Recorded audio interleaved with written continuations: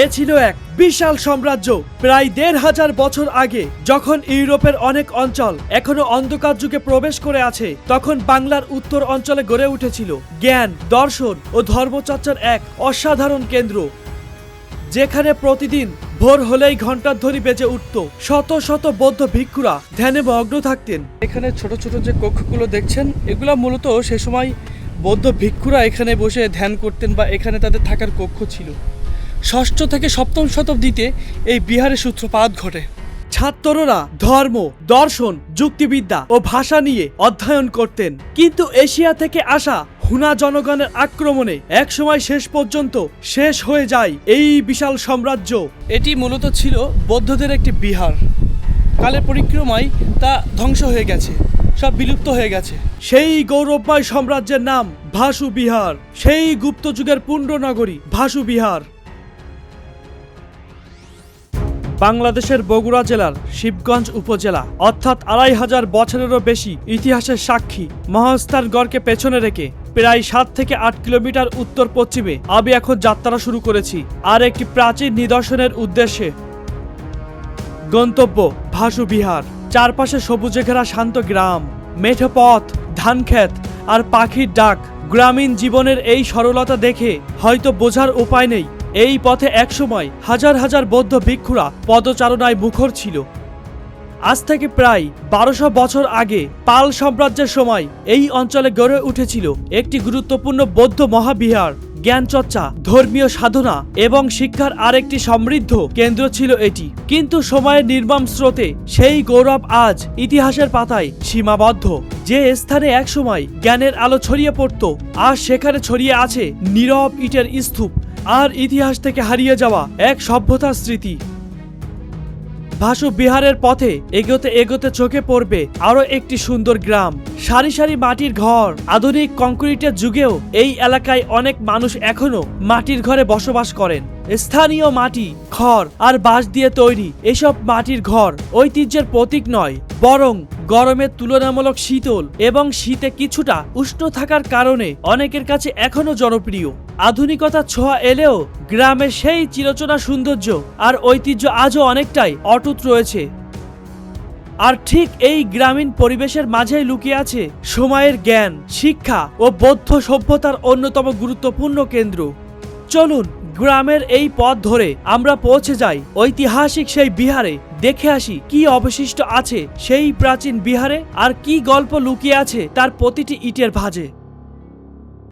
মহাস্থান ছিল পুণ্ড্রবর্ধ নগরীর রাজধানী। সেই সমৃদ্ধ নগরীকে ঘিরে গড়ে উঠেছিল অসংখ্য ধর্মীয় ও শিক্ষা কেন্দ্র। ভাসু বিহার ছিল তাদেরই অন্যতম। গবেষকদের মতে ভাসু বিহারের প্রতিষ্ঠা খ্রিস্টীয় ষষ্ঠ বা সপ্তম শতকে। তখন বাংলায় বৌদ্ধ ধর্মের প্রভাব দ্রুত বিস্তার লাভ করেছিল। ভিক্ষুদের জন্য আবাসন, শিক্ষা ও ধ্যানের উদ্দেশ্যে এই বিহার প্রতিষ্ঠিত হয়। তবে এই বিহারের নাম নিয়ে বিভিন্ন মতভেদ রয়েছে। কেউ কেউ মনে করেন ভাসু কোনো সম্মানিত বৌদ্ধ আচার্যের নাম থেকে এসেছে, আবার কেউ মনে করেন এটি প্রাচীন স্থান নামের রূপান্তর। তবে এ বিষয়ে নিশ্চিত ঐতিহাসিক প্রমাণ নেই। প্রথম দিকে এটি ছিল একটি মাঝারি আকারের ধর্মীয় কেন্দ্র, কিন্তু সময়ের সঙ্গে সঙ্গে এর গুরুত্ব বাড়তে থাকে। দর্শক বন্ধুরা, এই বিহার যখন নির্মিত হয় ষষ্ঠ থেকে সপ্তম শতাব্দীর দিকে, সে সময় এখানে বৌদ্ধ ভিক্ষুরা থাকতেন এবং সে সময় এই বাংলায় ব্যাপক বৌদ্ধদের প্রভাব ঘটেছিল। ফলে এখানে এই বিহারটি নির্মাণ হয়। আর এই যে এখানকার ছোট ছোট কক্ষ রয়েছে যেখানে বৌদ্ধ ভিক্ষুরা থাকতেন, সেখানে তারা শিক্ষা গ্রহণ করতেন, শিক্ষা প্রদান করতেন এবং বাইরে থেকে অসংখ্য ভিক্ষুরা এখানে আসতেন শিক্ষার জন্য, শিক্ষার আলো ছড়িয়ে দেওয়ার জন্য। আমি ঘুরে ঘুরে দেখছি এবং এই ইতিহাস আপনাদেরকে জানানোর চেষ্টা করছি। চলুন বন্ধুরা, আমরা দেখতে থাকি এই ভাসু বিহার সম্পর্কে, আপনাদেরও জানাতে থাকি। পুণ্ড্রবর্ধনের অবস্থান ছিল বাণিজ্য ও সংস্কৃতির মিলন স্থলে। ফলে দূর দূরান্ত থেকে ভিক্ষু ও শিক্ষার্থীরা এখানে আসতেন। অষ্টম শতকে পাল সাম্রাজ্যের উত্থান ঘটে। পাল রাজারা ছিলেন বৌদ্ধ ধর্মের বড় পৃষ্ঠপোষক। তাদের আমলে সোমপুর মহাবিহার, বিক্রমশিলা, অদন্তপুরীর মতো বিশ্ববিখ্যাত শিক্ষা কেন্দ্রের পাশাপাশি বাংলার বহু বিহার নতুনভাবে সমৃদ্ধ হয়। এই বিহারের কিন্তু আরও একটি নাম আছে। স্থানীয়ভাবে এর নাম রয়েছে নরপতি ধাপ। এই নামে কিন্তু অনেকে চিনে থাকেন।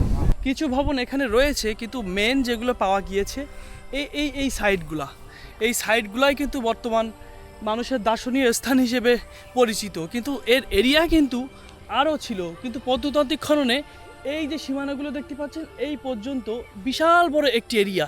এখন এখানে যেগুলো খোঁড়া হয়েছিল সেগুলো কিন্তু গাছগাছালি উঠে কিন্তু ছেয়ে গেছে, ঘাস উঠে কিন্তু সে জায়গাগুলো ঢেকে গেছে, কিন্তু এটি কিন্তু বিশাল একটি বড় বিহার ছিল। দর্শক বন্ধুরা, বর্তমান এটি বগুড়া শহরের পর্যটন কেন্দ্র হিসেবে বহু মানুষেরা এখানে আসছেন। গবেষকদের মতে ভাসু বিহার এই সময়ে ব্যাপক উন্নতি লাভ করে। এই সময় বিহারে নতুন কক্ষ নির্মাণ হয়, প্রার্থনালয় সম্প্রসারণ করা হয় এবং শিক্ষার পরিধি বৃদ্ধি পায়। এখানে শুধু ধর্মীয় শিক্ষা নয়, দর্শন, যুক্তিবিদ্যা, ব্যাকরণ, নৈতিক শিক্ষা এবং বিভিন্ন শাস্ত্র নিয়ে পাঠদান হতো বলে ধারণা করা হয়। গবেষকদের মতে ভাসু বিহারও ওই সময় ব্যাপক উন্নতি লাভ করে।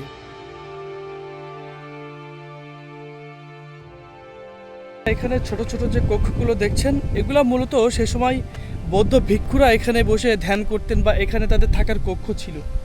ষষ্ঠ থেকে সপ্তম শতাব্দীতে এই বিহারের সূত্রপাত ঘটে। সপ্তম শতকে চীনা পরিব্রাজক হিয়াং সাং পুনর্বর্ধন অঞ্চলে ভ্রমণ করতে এসেছিলেন। তিনি তার ভ্রমণ বৃত্তে এই অঞ্চলে বহু বৌদ্ধ বিহার, বিপুল সংখ্যক ভিক্ষু এবং সমৃদ্ধ শিক্ষা ব্যবস্থার কথা উল্লেখ করেন। যদিও তিনি সরাসরি ভাসু বিহার নাম উল্লেখ করেননি, তবে অনেক গবেষকরা মনে করেন তার বর্ণিত গুরুত্বপূর্ণ বিহারগুলোর একটি ছিল এই ভাসু বিহার। দর্শক বন্ধুরা, চীনা পরিব্রাজক হিয়ান সাং সপ্তম শতকে পুনর্বর্ধন অঞ্চলে এসে একটি বিশাল বৌদ্ধ বিহারের উল্লেখ করেন। অনেক ইতিহাসবিদ মনে করেন তার বর্ণনা সেই বিহারটি ভাসু বিহার হতে পারে। একটু কল্পনা করুন, সে সময়ের একটি সকাল, সূর্য ওঠার আগে শোনা যেত ঘণ্টার ধ্বনি। ভিক্ষুরা ধ্যান শেষ করে যাচ্ছেন পাঠকক্ষে। শিক্ষার্থীরা প্রাচীন পুঁথি খুলে ধর্ম ও দর্শনের পাঠ দিচ্ছেন। দূর দেশ থেকে আগত শিক্ষার্থীরা গুরুদের সামনে বসে জ্ঞান আহরণ করছেন। চারিদিকে শান্ত পরিবেশ, নিয়মতান্ত্রিক জীবন এবং নিরলস জ্ঞান চর্চা। দর্শক বন্ধুরা, দেখতে পাচ্ছেন এখানে রয়েছে একটি কূপ। এই কূপের পানি দিয়েই তারা ধোয়া মোছার কাজ করত। এই কূপের পানিই তারা পান করত। দেখুন সেই কূপটি কিন্তু ভরাট হয়ে আছে। এই যে দেখুন, সেই কূপ কিন্তু এখানে অনেক বছর পরিত্যক্ত, অনেক বছরের পুরনো এই কূপটি কিন্তু ইতিহাসের কথা বলে। লাল ইটের স্থাপনাগুলো দেখুন, এটি কিন্তু নিচে ডেবে গিয়েছে। এর নিচে আরও কিন্তু নিশ্চয়ই কক্ষ ছিল। গুপ্ত সাম্রাজ্য ছিল ভারতীয় উপমহাদেশের একটি প্রাচীন ভারতীয় সাম্রাজ্য, যা খ্রিস্টীয় ৩য় শতাব্দীর মাঝামাঝি থেকে ৬ষ্ঠ শতাব্দীর মাঝামাঝি পর্যন্ত ছিল বিদ্যমান। এটি ছিল মগধের সপ্তম শতকের রাজবংশ। ভারতের উপমহাদেশের বেশিরভাগ অংশ জুড়ে ছিল এটি। একই সাথে ছিল অত্র অঞ্চলের স্বর্ণযুগ। উল্লেখযোগ্য শাসকরা ছিলেন চন্দ্রগুপ্ত প্রথম, সমুদ্রগুপ্ত, চন্দ্রগুপ্ত দ্বিতীয়, কুমারগুপ্ত এবং স্কন্দগুপ্ত। এ ছিল এক বিশাল সাম্রাজ্য। ভারতে গুপ্ত সাম্রাজ্য প্রতিষ্ঠিত হয় ৩২০ খ্রিস্টাব্দে। তখন এই বাংলায় কিছু স্বাধীন সাম্রাজ্যের উত্থান ঘটে।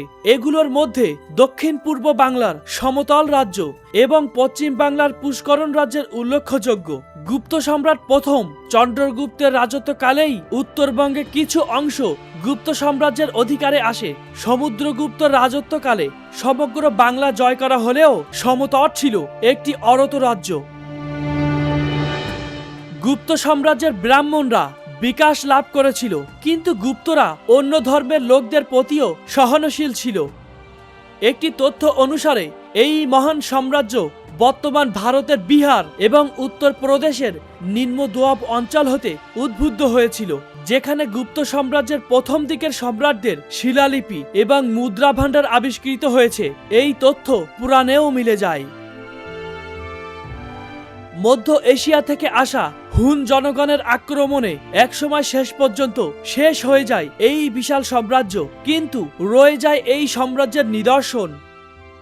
যে সাম্রাজ্য অর্থনৈতিক, রাজনৈতিক এবং শিক্ষাগতভাবে ব্যাপক উন্নতিতে পৌঁছেছিল, ষষ্ঠ শতকে গুপ্ত সাম্রাজ্যের পতনের পর ভারত আবার অনেক আঞ্চলিক ধারা শাসিত হয়।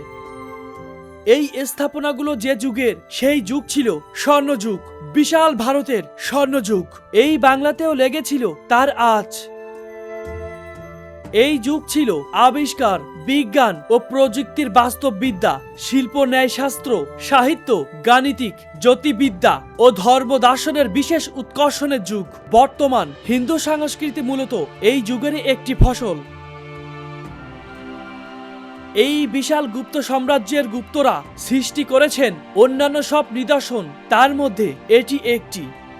মৌর্যদের মত এই স্থান গুপ্তদের রাজধানী ছিল, আর সেই রাজধানীর নাম ছিল মহাস্থানগড়ের পুণ্ড্রনগর। এই যে এখন আমি যেখানে দাঁড়িয়ে আছি, সেই পুণ্ড্রনগর।